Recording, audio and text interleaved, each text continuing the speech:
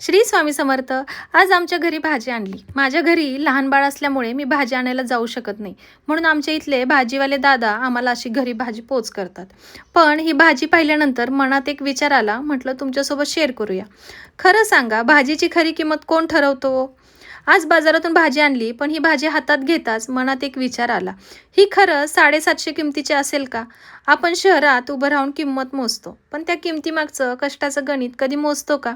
पहाटेपासून उन्हात पावसात चिखलात राबणारा शेतकरी बी पेरतो, पीक जपतो, पाणी घालतो, रोगांपासून वाचवतो, महिने मेहनत करतो, पण शेवटी त्याच्या हातात किती पैसे पडतात हो?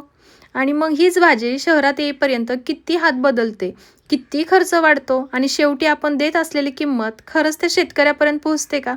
ही भाजी दिसायला ताजी आहे, पण ती आजच शेतातून आणली आहे की काही दिवस साठवून ठेवली आहे, हे आपल्याला नेहमीच कळत नाही, हो ना?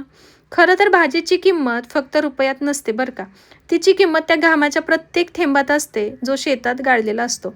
आणि हो, माझ्या फॉलोअर्समध्ये जर कोणी शेतकरी असतील तर नक्की कमेंट करून सांगा, कारण मी हे फक्त ऐकून किंवा बोलण्यासाठी बोलत नाही आहे बरं का।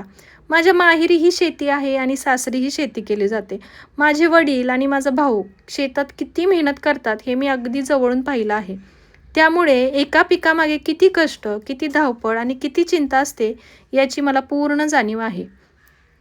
कधी पाऊस जास्त, कधी पाऊसच नाही, कधी रोगराई, तर कधी बाजारभाव पडतो।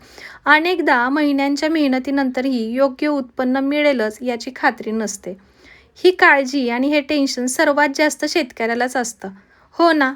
बाजारात भाजी विकणाऱ्यांनाही त्यांचे खर्च आणि अडचणी असतात, हे मला मान्य आहे, पण या सगळ्या प्रवासाची सुरुवात मात्र शेतकऱ्याच्या घामानेच होते। म्हणूनच मनात एक प्रश्न येतो, आपण पैसे भाजीचे देतो, पण खरा मोबदला त्या शेतकऱ्यांच्या कष्टांना मिळतो का हो? तुम्हाला काय वाटतं?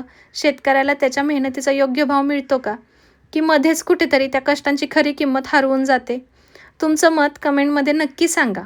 आणि जर तुम्ही शेतकरी असाल तर मी शेतकरी आहे असं लिहून मला नक्की कमेंट करा।